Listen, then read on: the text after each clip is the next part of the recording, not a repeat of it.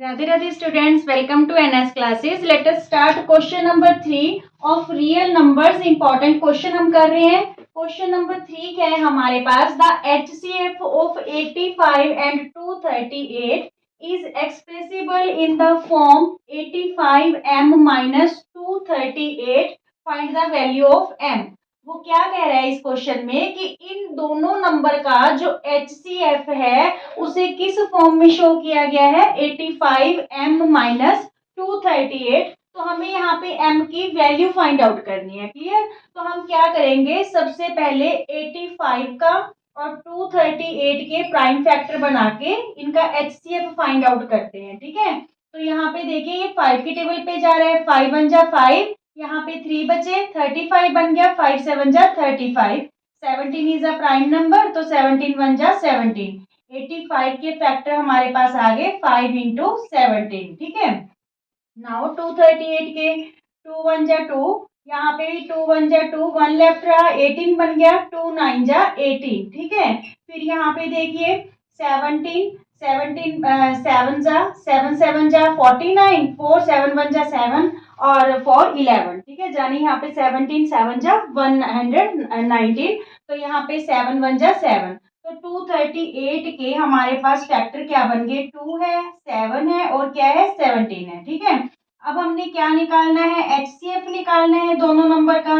तो हमने क्या कहा था? HCF में हमें स्मॉलेस्ट पावर लेनी है ईच कॉमन फैक्टर की। तो यहाँ पे दोनों के फैक्टर में कॉमन हमारे पास क्या है? 17 ही है। ठीक है, और दोनों ही वन वन टाइम जो है ऑकर हुए हैं। यहाँ पे 17 वन टाइम है, यहाँ पे भी वन टाइम है, तो इसका जो HCF आ गया वो क्या आ गया? 17 आ गया। ठीक है, HCF जो है स्मॉलेस्ट पावर लेनी है हमें ईच कॉमन फैक्टर की। क्लियर?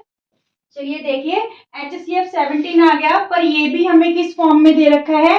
इस फॉर्म में ये क्या गिवन है? HCF ही गिवन है। ठीक है, इन दो नंबर्स का जो HCF है वो हमें किस फॉर्म में गिवन है? 85m minus 238। और ये भी तो हमने दोनों नंबर का HCF ही निकाला है 17, तो इसको इक्वल रख लें because both are HCF of the same numbers. ठीक है, तो यहाँ पे 85m ये माइनस 238, राइट हैंड साइड जाके क्या हो गया? प्लस 238। ठीक है, 85m, 8 और 7 15, 1 कैरी हुआ, 3 1 4 और 1 5 और यहाँ पे 2। m इक्वल टू 255 अपॉन ये 85 इधर आके डिवाइड हो जाएगा। 85 3 जा 255, तो m की वैल्यू हमारे पास क्या आ गई? 3 आ गई। क्लियर? इंपॉर्टेंट है क्वेश्चन, इस टाइप के क्वेश्चन आ जाते हैं एग्जाम में। ध्यान रखना, यहाँ पे उसने बोला है कि जो HCF है इन दो नंबर्स का वो इस फॉर्म में है, तो हमें यहाँ पे m की वैल्यू फाइंड आउट करनी है। पहले जो हमारे पास गिवन नंबर्स है उनका हम HCF फाइंड आउट कर लेंगे। ठीक है, उसको इस फॉर्म के इक्वल रख लेंगे because both are the HCF of same numbers. Clear? तो फिर उससे हम m की वैल्यू फाइंड आउट कर लेंगे। क्लियर? स्टूडेंट्स, फोर्थ क्वेश्चन रहेगा, prove that 7 minus 2√3 is an irrational number. ये भी आपका जो है मोस्ट इंपॉर्टेंट क्वेश्चन है। देखिए, या तो आपको क्वेश्चन आएगा फॉर्म किस फॉर्म में कि √2 √3 √5 √7 या इस तरह का कोई भी प्राइम नंबर रूट में उसको इरेशनल शो करो, या फिर इस फॉर्म में। ठीक है, क्वेश्चन रहेगा कि प्रूव करो 7 माइनस 2√3 एक इरेशनल नंबर है। तो यहाँ पे हम इसको करेंगे कैसे? सबसे पहले हम इसे एज्यूम कर लेंगे कि ये जो है रैशनल नंबर है। ठीक है, let 7 minus 2√3 is a rational number, is a rational number. ठीक है, which can be written, which can be written in P by Q form,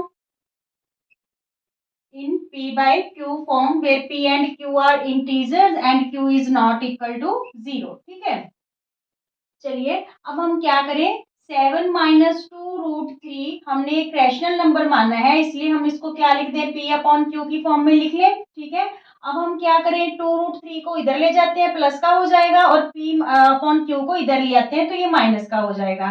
तो ये इधर आके क्या हो गया? माइनस, और 2√3 को इधर ले जाते हैं तो ये क्या हो गया, प्लस का हो गया। क्लियर। देखिए अब हम क्या करें, यहाँ पे 2 मल्टीप्लाई है, सबसे पहले हम यहाँ पे एलसीएम ले लेते हैं। क्यू एलसीएम आ गया तो ये 7Q माइनस पी हो गया। ठीक है, इक्वल में 2√3 है, ये 2 इधर मल्टीप्लाई है तो यहाँ पे यहाँ के क्या हो जाएगा, ये डिवाइड हो जाएगा। मीन्स यहाँ पे हो गया 7Q माइनस पी अपॉन में 2Q हो गया। ये Q इधर आके डिवाइड हो गया तो क्या हो जाएगा, 2Q हो जाएगा इक्वल में √3। अब देखिए जो P और Q थे ये क्या थे, बोथ आर इंटीजर। ठीक है, P और Q क्या है, बोथ आर इंटीजर्स हैं। तो इसका मीन्स 7 है, जो Q है, P है, 2 है, ये सारे इंटीजर्स हैं। तो ये क्या हो गया हमारे पास, रैशनल नंबर। ठीक है, ये रैशनल नंबर है तो इक्वल में भी तो रैशनल नंबर होना चाहिए। ठीक है, क्योंकि वो इक्वल में ले रहा है √3। Rational number equal rational number की होना चाहिए, but this one is irrational number, this one is irrational number. तो रैशनल नंबर इररेशनल नंबर के कैसे इक्वल हो सकता है, this contradiction has arisen due to our wrong assumption. ये कॉन्ट्राडिक्शन क्यों अराइज हो रही है, क्योंकि हमने रॉन्ग एज्यूम कर लिया स्टार्टिंग में ही कि ये एक रैशनल नंबर, एक्चुअल में ये क्या है, इररेशनल नंबर है। ठीक है, तो यहाँ पे आप क्या लिखोगे, P Q R integers, so 7Q minus P upon 2Q is a rational number, is a rational number, but √3 is an irrational number। But √3 क्या है, इरेशनल नंबर है, तो how is it possible, rational irrational के कैसे equal हो सकता है। This contradiction has arisen, this contradiction, विरोधाभास की मान पूछ रहे हैं और उसका ऑपोजिट है जो रिजल्ट आ रहा है। This contradiction has arisen due to our wrong assumption, due to our wrong assumption।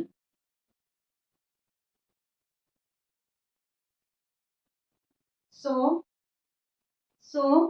7 minus 2√3 is an irrational number, is an irrational number। Clear. ये जो है ये सारा तो बन गया बच्चों रैशनल नंबर, और √3 क्या है, इरेशनल नंबर है, तो रैशनल इरेशनल के इक्वल नहीं हो सकता। ये ऐसा क्यों हुआ यहाँ पे इस क्वेश्चन में, क्योंकि हमने स्टार्टिंग में ही गलत एज्यूम कर लिया था कि 7 माइनस 2√3 एक रैशनल नंबर है, जबकि एक्चुअल में 7 माइनस 2√3 क्या है, इरेशनल नंबर है। क्लियर। स्टूडेंट्स फिफ्थ क्वेश्चन करते हैं, और जो ये फिफ्थ क्वेश्चन है ये क्वेश्चन भी आपका मोस्ट इंपॉर्टेंट क्वेश्चन है और ये एमसीक्यू फॉर्म में रहता है 1 मार्क के तौर पे। ठीक है, इस टाइप के क्वेश्चन आपसे पुट किए जाएंगे।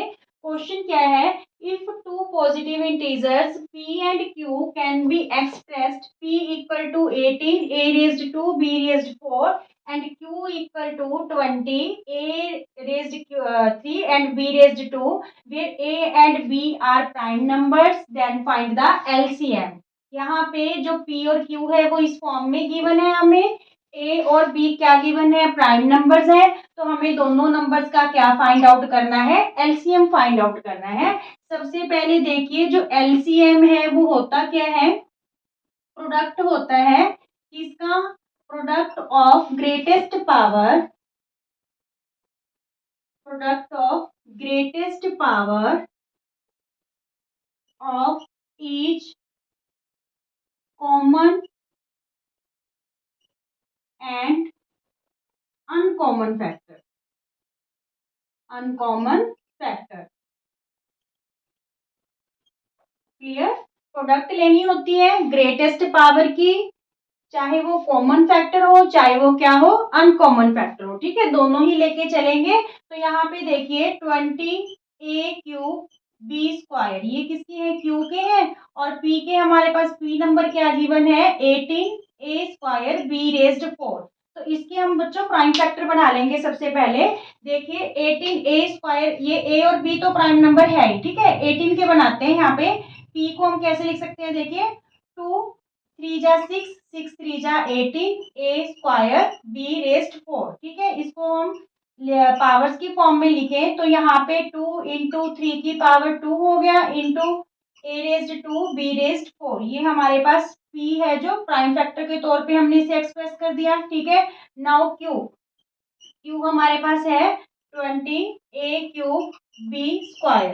तो 20 को हम कैसे लिखें, 2 2 जा 4, 4 5 जा 20। ठीक है, a cube b square. Clear.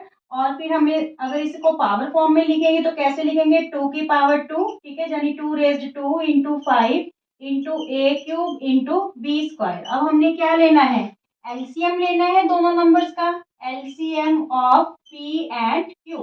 तो हमने क्या बोला कि ग्रेटेस्ट पावर लेनी है, चाहे वो फैक्टर कॉमन हो चाहे अनकॉमन, दोनों ही लेके चलने हैं। सबसे पहले देखिए 2, यहाँ पे 2 वन टाइम है और यहाँ पे 2 की पावर 2 है, तो हम 2 की पावर 2 चूज करेंगे क्योंकि हमने ग्रेटेस्ट पावर लेनी है। ठीक है, नेक्स्ट है 3, 3 अनकॉमन फैक्टर है क्योंकि 3 यहाँ पे नहीं है तो ये भी लेना है हमने। ठीक है, फिर यहाँ पे नंबर देखें तो 5 है, 5 इज ऑल्सो अनकॉमन नंबर। ठीक है, तो वो भी हमने लेना है, कॉमन और अनकॉमन दोनों ही लेने हैं। यहाँ पे जो ए है वो कॉमन है, ए और बी बोथ आर कॉमन। ठीक है, बट यहाँ पे ए स्क्वायर है और यहाँ पे ए क्यूब है, तो एलसीएम के लिए हम ए क्यूब चूज करेंगे क्योंकि हमने ग्रेटेस्ट पावर लेनी है। क्लियर। यहाँ पे बी रेज्ड 4 है और यहाँ पे बी स्क्वायर है, तो हम क्या लेंगे, बी रेज्ड 4 लेंगे। ठीक है, तो एलसीएम क्या आया, देखिए 2 2 जा 4, 3 3 जा 9, यहाँ पे 3 की पावर 2 है, इट्स मीन्स 3 को 3 से मल्टीप्लाई कर देना है। ये गलती नहीं करनी कहीं आप 3 2 जा 6 कर दो। ठीक है, ये नहीं करना, 3 इंटू 3 9 आएगा, इंटू 5 इंटू ए क्यूब बी रेस्ट 4। जब हम मल्टीप्लाई करेंगे 4 9 जा 36, 36 5 जा 180। ठीक है, 180 ए क्यूब बी 4, ए क्यूब बी रेस्ट 4। ये हमारे पास एलसीएम आ गया बोथ नंबर्स का। क्या आ गया, एलसीएम आ गया दोनों नंबर्स का, पी और क्यू का। क्लियर। हमने क्या किया, ग्रेटेस्ट पावर चूज की है। ठीक है, कॉमन फैक्टर्स की और अनकॉमन फैक्टर हमने लेना ही लेना है। क्लियर। तो यहाँ पे जब इनका प्रोडक्ट करेंगे तो ये हमारे पास क्या आ जाएगा, एलसीएम आ जाएगा। अच्छा, यही क्वेश्चन में अगर आपको एलसीएम की बजाय उसने कहा होता कि एचसीएफ फाइंड आउट करो, तो एचसीएफ फाइंड आउट करने के लिए हम क्या करते हैं स्टूडेंट्स, एचसीएफ की भी देख लो। एचसीएफ में प्रोडक्ट होता है किसका, product of smallest power of each common factor, of each common factor. यहाँ पे सिर्फ और सिर्फ कॉमन फैक्टर की स्मॉलेस्ट पावर चूज करनी होती है। ठीक है, अगर हमें इन दोनों नंबर का एलसीएम की बजाय एचसीएफ निकालना हो तो यहाँ पे अगर हम एचसीएफ निकालें पी एंड क्यू का, तो देखिए कॉमन क्या है, एक तो 2 कॉमन है, ए कॉमन है और बी कॉमन है दोनों नंबर्स में। स्मॉलेस्ट पावर चूज करनी है, यहाँ पे 2 वन टाइम है और यहाँ पे 2 का स्क्वायर है, मीन्स 2 टाइम्स है, तो हम 2 वन टाइम वाला लेंगे। ठीक है, क्योंकि हमने स्मॉलेस्ट पावर लेनी है एचसीएफ के लिए। 3 इज अनकॉमन, अनकॉमन नंबर हमने लेना ही नहीं। ठीक है, ए स्क्वायर है, यहाँ पे ए क्यूब है, तो हम ए स्क्वायर को चूज करेंगे। ठीक है, एचसीएफ के लिए। क्लियर।